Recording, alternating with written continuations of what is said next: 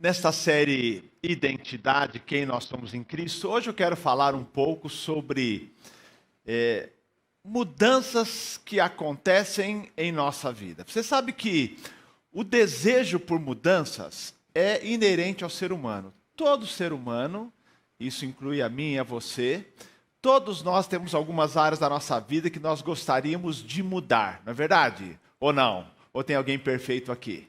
Se tiver, vai ser arrebatado durante o culto.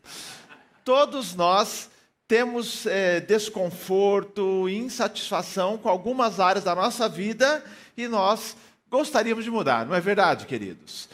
Eu creio que é por isso que esses programas na TV, não só programas, mas tem revistas e livros também, mas eu vou citar os programas que eles são de conhecimento de todos. Os programas na TV que propõem oferecer mudanças, proporcionar mudanças nas pessoas, ou para as pessoas, fazem muito sucesso. Não me refiro só àqueles programas de reforma numa casa, programa tipo Decora, que é uma mudança aí, mas pensando naqueles programas que propõem mudanças na vida das pessoas, os chamados reality shows de transformação, que do ano 2000 para cá, é uma verdadeira febre na TV. Então, por exemplo, desde a mudança de um corte de cabelo, né? Então, até enquanto eu preparava a mensagem, disse assim, desde uma simples mudança num corte de cabelo. Essa palavra não está correta, porque se for cabelo masculino é verdade, se for cabelo feminino não é tão simples assim. Né? Você vai ter uma gama de escolhas. Os homens vão ao cabeleireiro e aí o cara pergunta assim, como que é que corta? Como sempre. Como sempre, não é verdade? Do mesmo jeito, não muda nada. Às vezes fala assim, corta um pouquinho mais, um pouquinho menos. Às vezes quando eu vou fazer um casamento, eu vou no meu cabeleireiro e falo assim, corte pouco. Pouquinho só, porque é um casamento, se você estragar meu cabelo. Então, mas é assim. Mas desde uma simples mudança num corte de cabelo, uma nova roupa, um novo visual, uma mudança no estilo e nos programas internacionais trazidos para o Brasil, até cirurgias plásticas, tá? Então, o que esses programas têm em comum? É que mostram o desejo que as pessoas têm de mudanças. Aliás, eu li sobre um programa desse lançado numa TV local lá em Santa Catarina, propondo essas mudanças, e houve centenas de inscrições de candidatos querendo participar dessa transformação de visual. Eles nem deram conta, numa TV local. Entendeu? Porque as pessoas, candidatos não faltavam, mostrando que as pessoas desejam mudança. Mas o fato é que essas mudanças exteriores, elas são relativamente fáceis, não é verdade, queridos? As exteriores não são tão difíceis assim, né? Você escolhe, você vai lá, você faz.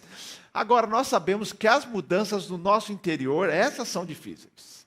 O nosso grande desafio é mudar interiormente. O processo de mudança interior, ele é difícil, ele é dolorido.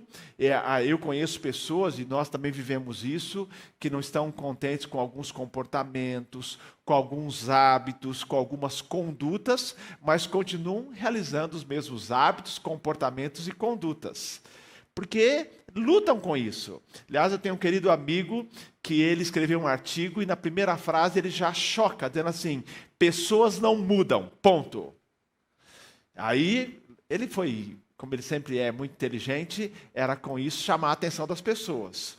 E aí ele defende a tese dele, que mudanças acontecem, mas são muito difíceis, não são tão simples assim. Ah, pensei, sei que preciso mudar, vou mudar. As mudanças interiores são muito difíceis. As pessoas têm dificuldade de mudar hábitos, comportamentos, condutas de muito tempo, tá? Não conseguem e vivem repetindo. Mas hoje, eu quero pensar nisso. O que você gostaria de mudar na sua vida? Nesta série, eu tenho falado de um denominador que faz toda a diferença, que é a expressão em Cristo. Que em Cristo as coisas estão mudando em nossa vida. Quem nós somos em Cristo. E hoje a boa notícia para quem está em Cristo, quem já recebeu Jesus como Salvador, quem está unido com Cristo, é que uma mudança na sua vida já aconteceu. Você é uma nova pessoa. 2 Coríntios 5,17 diz: se alguém está em Cristo, é uma nova criatura, as coisas antigas já passaram, eis que se fizeram novas. Na linguagem de hoje, a tradução é a seguinte: quem está unido com Cristo é uma nova pessoa. Acabou-se o que era velho e já chegou o que era novo. Para mim isso é extraordinário, porque se é a mudança difícil, a mudança interior, e eu já recebo de Deus a promessa que se eu estou unido com Ele, eu já sou uma nova pessoa, uma nova mulher, um novo homem, isso já é algo extraordinário, que eu não dependo da minha força para fazer mudança. Agora, conversão é exatamente isso. Conversão é uma transformação. E é uma transformação de dentro para fora, é uma transformação interior. E eu quero pensar hoje com vocês, lá em Efésios capítulo 4, 17 a 32. Paulo, como faz muito habitualmente nas suas cartas, ele une a doutrina com a prática. E hoje, nesse texto que eu vou ler, nós vamos ouvir Paulo falando sobre quem nós já não somos, ou quem nós éramos, quem nós somos agora, e aí um desafio: viver de acordo com a nossa nova identidade, que é a seguinte: em Cristo eu sou uma nova pessoa. Então vamos lá, ele vai dizer, unindo doutrina e prática, quem nós já não somos, quem nós somos em Cristo, e um chamado, um desafio para vivermos à luz da nova identidade. Acompanhe comigo, Efésios 4, 17 a 32. Olha o que diz o texto. Isto, portanto, digo, e no Senhor testifico, não vivam mais como gentios, que vivem na vaidade dos seus próprios pensamentos, tendo seu entendimento obscurecido, separados da vida que Deus concede, por causa da ignorância em que vivem, pela dureza do seu coração. Tendo se tornado insensíveis, eles se entregaram à libertinagem para, de forma desenfreada, cometer todo tipo de impureza.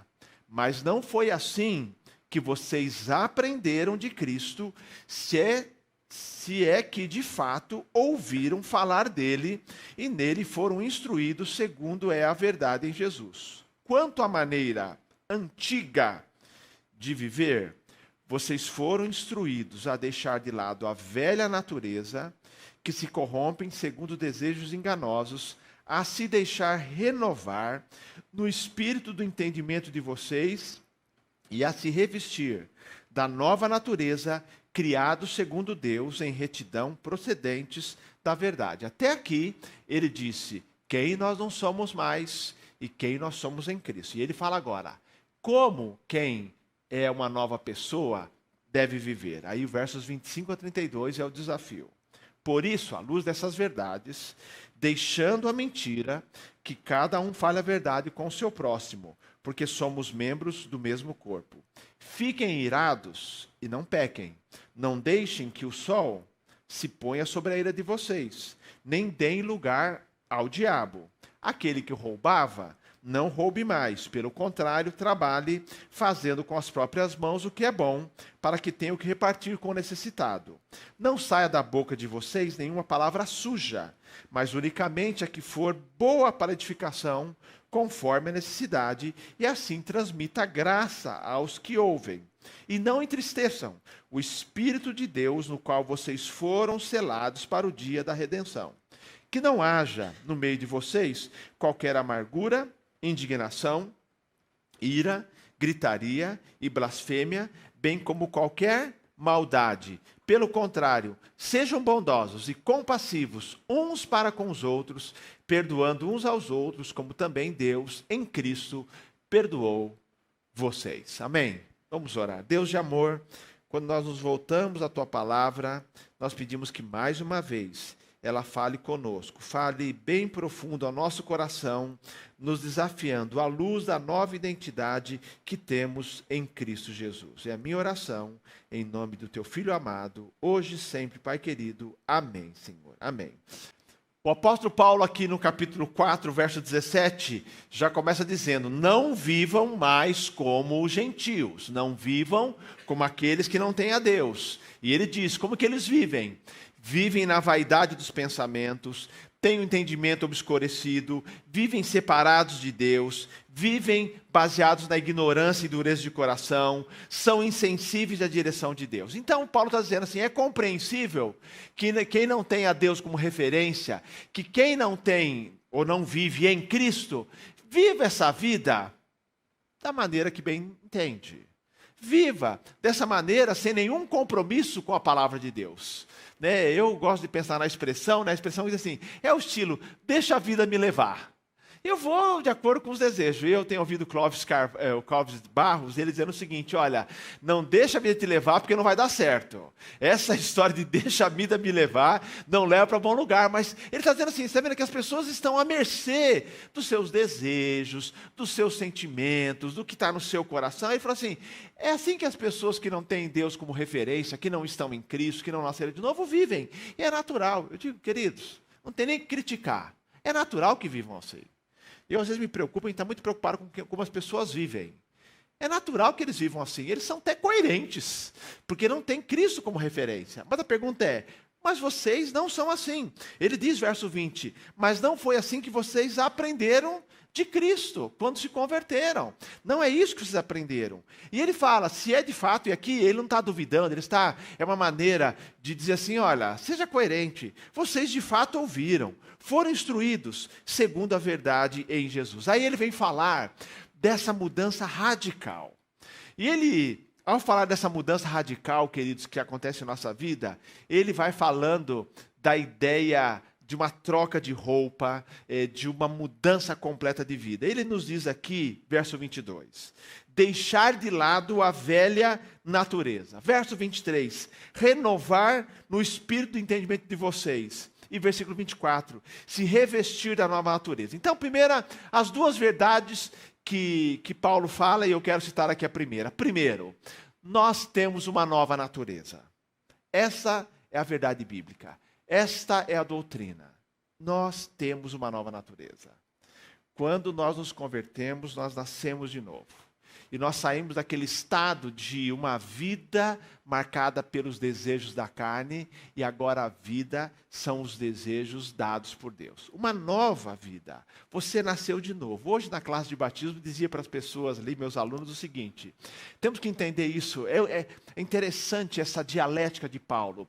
Ele diz, você é diferente, mas viva como diferente. Você tem uma nova natureza, mas ela não se manifesta automaticamente. E eu dizia na classe de batismo, que alguém, por exemplo, vem um domingo à noite aqui na igreja, imagine, ele se converte, aceita Jesus, é tocado. No dia seguinte ele acorda, vai trabalhar, ele se olha no espelho e não mudou nada. Ele é o mesmo. Ele é o mesmo, nesse sentido físico. Mas é verdade que lá no seu interior começou a haver uma mudança na vida dele. Ele é uma nova criatura. E temos que lembrar disso, que somos uma nova criatura. Há uma nova natureza, não é só uma mudança exterior. Ele mudou. Há o Espírito Santo habitando na sua vida, queridos. Você é nova pessoa. Você é uma nova criatura quando recebeu Jesus como Salvador. Ele diz também que Deus coloca em nós um novo pensar. Vocês devem se deixar renovar no espírito do entendimento de vocês. Há uma nova maneira de pensar, queridos. Interessante que Paulo diz lá em Romanos 12, que não devemos nos conformar com esse mundo, não assumir o molde do mundo, mas renovar a nossa mente. Não vos conformeis, mas transformai-vos pela renovação da vossa mente. Queridos, quando você se converteu, você recebeu uma nova forma de pensar. Novamente a dialética. Você recebeu e você não é automático, você precisa se renovar constantemente. Mas o fato é que quando você se converteu, aceitou Jesus, se tornou uma nova pessoa, uma nova natureza, um novo pensamento, você sabe que agora, se você pecar, o incômodo vem. Porque a sua mente foi mudada. O incômodo vem. É essa a ideia de que foi implantado em nós uma nova mentalidade, que sem dúvida precisa ser renovada constantemente por meio da palavra de Deus. Recebemos de Deus Por que recebemos uma nova mentalidade? Para pensar agora em sintonia com os mandamentos de Deus. Queridos, a Bíblia diz que nós cristãos temos a mente de Cristo. O apóstolo Paulo, escrevendo na sua primeira carta aos Coríntios, capítulo 2, fala que a pessoa natural não aceita as coisas do Espírito de Deus. Lembram dessa expressão? Ele não a compreende, parece loucura. Para aquele que não está em Cristo, as coisas de Deus parecem loucura. Não se encaixam, parecem sem nexo. Por que eles não entendem? Porque elas, segundo a Bíblia, essas coisas se discernem, essas verdades, espiritualmente. Então, as pessoas que não estão em Cristo não conseguem compreender a dinâmica do reino de Deus. Agora, ele fala, mas nós, verso 16, mas nós temos a mente de Cristo. Isso é fantástico. Você tem a mente de Cristo, querido. E você precisa o tempo todo estar renovando a sua mente com a palavra de Deus. Queridos, o nosso grande desafio hoje, e como sempre foi desde o primeiro século, é o seguinte: nós precisamos o tempo todo comparar as teorias que estão no mundo à luz da palavra de Deus. Compararmos as nossas pressuposições, o que nós costumamos fazer, os nossos costumes, as nossas práticas, sempre à luz da palavra de Deus. O tempo todo. E procurando discernir espiritualmente. Porque se a gente não renovar a mente, a gente começa a aceitar as coisas que não são de Deus, começa a achar que é normal. Não, você precisa viver nesse sentido, sempre tendo uma crise de consciência. Olhando para o que você ouve, olhando para as propostas e analisando à luz da palavra de Deus. Ele fala, a pessoa sem Deus não entende, o cristão entende, porque o seu espírito, a sua mente vai se renovando. Mark Driscoll diz o seguinte, à medida que nós alimentamos a nossa mente com a verdade apresentada na Bíblia, o nosso modo de pensar muda radicalmente. Você tem uma nova mentalidade em Cristo. Queridos, uma nova natureza, uma nova inclinação para as coisas de Deus, uma nova maneira de pensar, e ele fala que diante disso tem um desafio, é a doutrina com a prática. Deus espera de nós, sabe o quê? Um novo comportamento, um novo comportamento. Como é que eu posso demonstrar no dia a dia que eu tenho uma nova natureza e um novo modo de pensar? No meu comportamento. E é interessante que esse novo comportamento é ao mesmo tempo doado por Deus, mas vivenciado por nós. Um novo comportamento que é resultado dessa nova natureza, desse novo modo de pensar. E essa mudança ocorre assim no nosso dia a dia. E eu gosto da expressão de Paulo, porque Paulo aqui usa a imagem exatamente de uma troca de roupas. Pensa aqui nos programas, né, do mudança de estilo. Ele está propondo uma mudança de estilo. O que faz parte do estilo, do guarda-roupa do não cristão e que não pode fazer parte do guarda-roupa do cristão. O que é que faz parte do look do não cristão, mas não pode fazer parte do look do cristão? Ele fala, primeira questão, ele fala, deixando a mentira, cada um fale a verdade com o seu próximo. Primeira mudança de comportamento. No momento em que você reconhece e vive à luz da sua nova identidade, nova natureza e com novo pensamento, o seu comportamento muda nessa área dos relacionamentos. Eu gosto de pensar aqui, quando ele fala deixar a mentira e falar a verdade, como sendo relacionamentos transparentes. Primeira roupa velha, quem tem que deixar é a mentira. A mentira. E mentira hoje é popular, vocês sabem. Aliás, nós vimos lembrar que mentira é popular, porque a Bíblia diz que o diabo é o pai da mentira. E que ele mente desde o princípio, ele é mentiroso. Mas quando a gente fala de mentira aqui, existe o aspecto de faltar com a verdade, algo que não está de acordo com a verdade, uma fake news ou qualquer outra coisa. Tá? Mas eu quero dizer a você que é mais do que isso. A palavra aqui, a palavra pseudos, significa o seguinte, falsidade consciente e intencional. Tudo o que parece ser, mas não é. E aí, queridos, olha, a Bíblia diz que relacionamentos saudáveis são baseados na verdade. O relacionamento, você sabe disso, com o irmão em Cristo, com qualquer pessoa, baseado na verdade. Temos que abandonar qualquer manifestação de falsidade. Pensa aqui comigo. A tendência de omitir os fatos. Te conta a verdade pela metade. Né? E eu gosto sempre de pensar que meia verdade é mentira completa. Então, a gente omite os fatos. Ou a gente aumenta os números. Gente, a gente tem que tomar cuidado até com testemunho, para não contar mais do que é. Aí eu lembro daquela história do missionário americano, nada contra o missionário americano, que eu tenho um missionário americano aqui ótimo na igreja. Que ele estava sendo pressionado pela sua missão de mandar relatório lá para os Estados Unidos, recebe oferta, e ele tinha que mandar relatório. Ele estava numa época de baixa no ministério, pouca conversão, e ele tinha que mandar foto do seu ministério. Um dia, então, ele falou, e agora? Tem que mandar. Ele fez um culto e perguntou, sabe, quem quer aceitar Jesus? Naquele dia, ninguém levantou a mão. E ele, então, e agora? Vou ter que mandar relatório. Ele resolveu falar assim, quem aqui já tem Jesus como Salvador? Quase toda a igreja levantou a mão. Mandou tirar uma foto, mandou como relatório. Dizendo assim, nesse dia houve muitas conversões. Então, é isso. Então, mas acontece aumentar os números. Outra questão importante, quando eu penso nesse novo comportamento que se manifesta em relacionamentos transparentes. Queridos, temos que tomar cuidado de tentar passar uma imagem de quem nós não somos, que é a chamada hipocrisia. Tá? Uma imagem que vai contra o nosso verdadeiro eu. No cristianismo, no relacionamento, em qualquer relacionamento, só funciona se não houver hipocrisia. Se nós, de fato, não falsearmos a verdade. Se nós formos quem realmente somos. Todos nós, vou dizer, todos nós somos pressionados pela sociedade de passarmos por outro uma imagem mais bonitinha de quem nós somos. Todos nós, gente. Se você não sofre essa tentação, você não é desse mundo. Todos nós, porque hoje é o mundo da aparência. ênfase grande, a aparência. Então, como você usa filtro no Instagram, você usa filtro também na sua vida. Entendeu? Você muda, entendeu? Eu já vi cenas assim do tipo, família brigando, e vai chegando alguém e eles falam assim, para. Porque alguém está chegando. Então, ou seja, não, agora tem a imagem da família unida, mas estavam brigando. Então, mas a gente sofre com isso porque a questão é, que imagem que eu estou passando?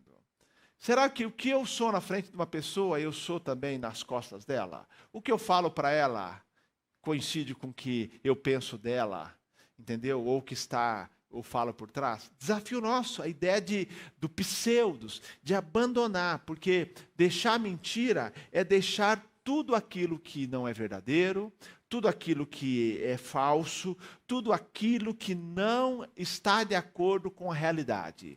Desafio grande, queridos, não é meramente não falar a verdade aqui e ali, é você viver na luz. O apóstolo João fala sobre isso. Se nós andarmos na luz como ele na luz está, falando de Deus, temos comunhão uns com os outros. E o sangue de Jesus Cristo nos purifica de todo pecado. É andar na luz, é não ter mentira no nosso relacionamento. Isso vale para o relacionamento lá em casa, vale para o relacionamento no trabalho e vale para o relacionamento entre os irmãos ou com os irmãos em Cristo. Como é séria essa questão da primeira área, o comportamento dos relacionamentos transparentes. Em segundo lugar, ele fala que esse novo comportamento também se manifesta com emoções controladas. Ele fala, fiquem irados e não pequem. Queridos, esse mandamento é maravilhoso, né? Porque manda você ficar irado. E o cristão costuma abafar, né? A ira. Não, há momentos que você vai ficar, porque faz parte. Fiquem irados e não pequem. Não deixem que o sol se ponha sobre ele de vocês, nem deis lugar ao diabo. Efésios 4, 26 e 27. E aqui está falando do cristão e as emoções, queridos. Uma área do comportamento em que essa nova natureza, essa nova forma de pensar, que ele se manifesta pelo novo comportamento, é esse aqui, do cristão e as emoções, se manifesta nas emoções. Há cristãos que ignoram as emoções. E é uma postura inadequada. Emoções que são negadas, são sufocadas, elas se manifestam de alguma outra maneira. Não adianta. A emoção faz parte. Deus nos criou seres emocionais. Outros cristãos são controlados pelas emoções. Uns reprimem e outros dão vazão.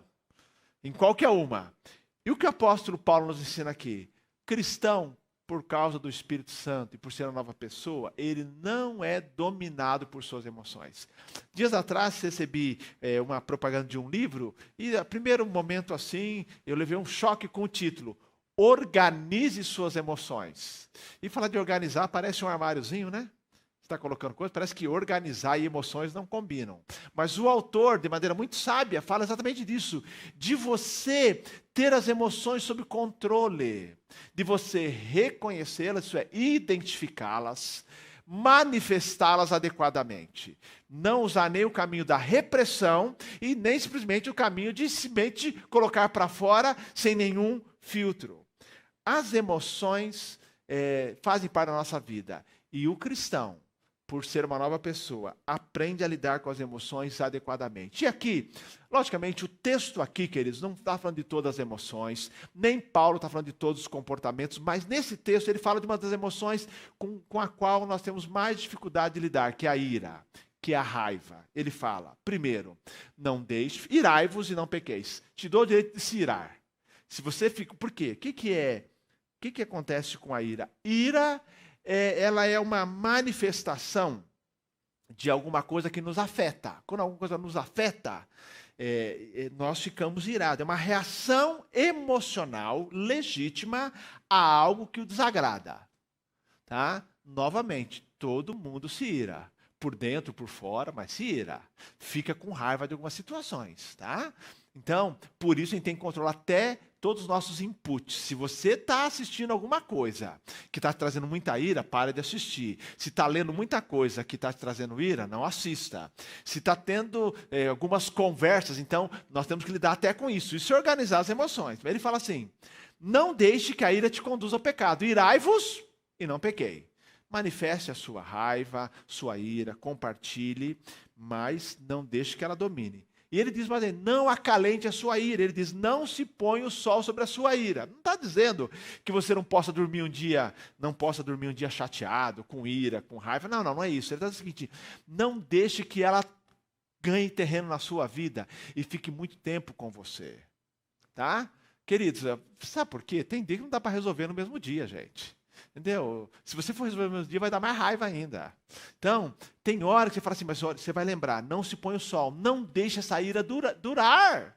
Os casais que eu digo, né, gente? Tem que lidar. Entendeu? Não acalente a sua ira. Tá? Ira acalentada. Não. Outra coisa, não se põe o sol. Não deixe passar muito tempo sem resolver. Por quê? E ele explica. Porque o diabo vai tomar lugar nesse aspecto. Não deixe lugar ao diabo. Por que aparece com a ira? Se você acalenta a ira, se você não lida com isso, deixa ela ficar na sua vida, o diabo vai arrumar espaço para que você peque. Então, queridos, o novo comportamento, ele é demonstrado por meio das emoções controladas. Emoções são todas legítimas, precisam ser tratadas ou cuidadas, qualquer uma. Aqui a gente são as chamadas emoções negativas, palavra inapropriada, não são negativas. Emoções que o ser humano tem. Mas mesmo assim, não ser dominado também pela euforia, que é o outro extremo. Tá? Ele está dizendo o seguinte, as emoções o cristão tem sob controle, é o novo comportamento. Mais ainda, ele diz que o cristão, o seu novo comportamento, tem integridade nos negócios. Ele fala, quem rouba, não roube mais. Faça o que é bom com as próprias mãos, repare com necessidade. Está dizendo assim, honestidade no seu dia a dia, querido. Se você é patrão, respeitando o seu funcionário, pagando o que é justo para ele, sendo honesto nas transações, não explorando ninguém, não tirando vantagem. Se você é funcionário, a mesma coisa. O fato é, não causando prejuízo ao seu patrão, aos proprietários da empresa. Ele está dizendo, o cristão tem um novo comportamento de honestidade ao lidar com os negócios. É um novo comportamento. E ele diz mais ainda, o novo comportamento se expressa por graça no falar. Não saia da boca de vocês nenhuma palavra suja ou torpe. A expressão grega é podre. Mas unicamente a que for boa para edificação, conforme a necessidade, e assim transmita a graça aos que a ouvem. Queridos, para mim, eu creio que o uso da língua é o maior desafio da vida cristã, nesse aspecto de uma nova vida. Porque a língua causa males, Falou, está falado, né, gente? Depois que falou, não dá para retomar. Você sabe que palavras têm o poder de ferir, mas também ele diz aqui que no novo comportamento, nós nos damos conta do poder das palavras e nós fazemos uma opção de usar palavra, de só falar o que for bom para a edificação. transmitindo graça. A palavra graça diz tudo, sendo um presente para os que ouvem. Queridos, o Tiago diz que é tão séria a questão da língua, que ele diz, se alguém não tropeça em uma palavra, é perfeito. Tá? Todos nós tropeçamos, mas uma das maiores transformações no comportamento daquele que é uma nova pessoa é que ele se dá conta do poder da sua boca, da sua palavra, e ao invés de usar as palavras para ferir, ele intencionalmente decide usar as palavras para ajudar, para encorajar, para abençoar, para consolar. Aí temos que lembrar, nós que somos pais, como isso é importante no relacionamento com os nossos filhos. Você sabe disso. Uma palavra para os nossos filhos, use palavra de encorajamento. Que eu vou dizer para você como pai, você como mãe, não seja econômico nos elogios ao seu filho. Não seja, tá? Logicamente você vai corrigir, vai apontar erros, mas não tem como errar, e não seja, sabe? Valorize, incentive. Você sabe, desde pequeno, a criança busca por agradar, a busca aprovação. A busca por aprovação é uma das grandes buscas dos seres humanos. E se não encontrar aprovação em casa, vai buscar em outros lugares que o aprovem. Mas é no lar que a pessoa precisa encontrar aprovação. Nós queremos encorajar, animar, consolar, estimular com o seu marido, com a sua esposa, se você é casado, a mesma coisa, usar palavras que abençoam. No reino de Deus, na igreja, palavras de encorajamento. Aliás, a Bíblia diz que a pessoa cheia do Espírito é aquela que fala um com o outro, com salmos, hinos e cânticos espirituais. E eu gosto da expressão que ele usa aqui, ele fala, falar de acordo com a necessidade, somente a que for boa para edificação, que transmita a graça aos que ouvem. E aí, uma dica. Queridos, tem coisa que não precisa ser falada. Não precisa ser falada. Não fale. Entendeu? Às vezes você viu uma coisa errada, uma coisa que não te agradou. Pergunta, é preciso falar mesmo? Ou vai passar? Vai passar, não fala. Agora, não deixe passar a oportunidade de elogiar. Não deixa passar a oportunidade de encorajar, de estimular, porque todos nós precisamos. Ele fala então que no novo comportamento existe graça no meu falar. Eu uso palavras que abençoam vidas. E ele termina dizendo que existe também no novo comportamento bondade nos relacionamentos. Ele fala assim, que no meio de vocês, ele faz uma lista de coisas para abandonar. Amargura, indignação, ira, gritaria, blasfêmia, toda a maldade. Não é a lista completa, mas são listas que nos dão dicas de coisas para abandonar. E no lugar disso, o que eu tenho? Coloco bondade, coloco compaixão, coloco perdão. Então, abandona as coisas que de fato não demonstram bondade nos relacionamentos. No lugar da maldade, bondade. Deixa tudo essas coisas, deixa a amargura, a ira, a indignação, a gritaria, a blasfêmia, a maldade. E se apegue à bondade, à compaixão e ao perdão. Queridos, eu sou uma nova pessoa. Você é uma nova pessoa. Se você está em Cristo, você nasceu de novo. Deus te deu uma nova natureza, te deu uma nova forma de pensar. Você é uma nova pessoa. E agora, o que Deus espera de nós é que tenhamos um novo comportamento. Um novo comportamento. E nós precisamos do Espírito Santo. É a doutrina e a prática. Eu preciso do Espírito Santo. O John Stott diz o seguinte, somos um povo que se despiu da velha vida, que vestiu a nova, e devemos cultivar isso deliberadamente, deixando toda a conduta que é incompatível com a nossa vida em Cristo, e nos revestindo de um estilo de vida compatível com esta nova pessoa que nós somos. Uma nova natureza, uma nova maneira de pensar, que vai se demonstrar num novo comportamento. Graças a Deus, nós não fazemos isso no nosso poder. Não fazemos no nosso poder. Nós fazemos porque é uma nova natureza, há uma nova forma de pensar, é um Espírito habitando em nós.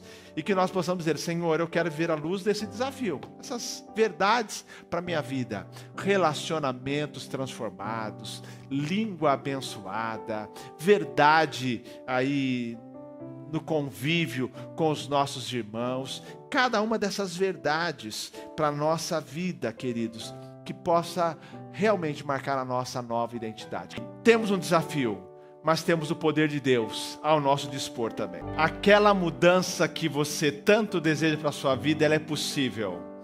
Ela parece ser maior do que a nossa força, e é de fato maior. Mas nós somos novas criaturas. Que Deus possa lhe abençoar a semana. E que essas mudanças que Deus quer fazer na sua vida, em qualquer área, relacionamentos, emoções, uso da boca, seja o que for, que o Senhor faça essa mudança para a glória dele, porque nós somos novas pessoas em Cristo Jesus. Que o amor de Deus, que a graça do Senhor Jesus, o poder do teu Espírito, fique com o teu povo, hoje e sempre. Amém, Senhor. Amém.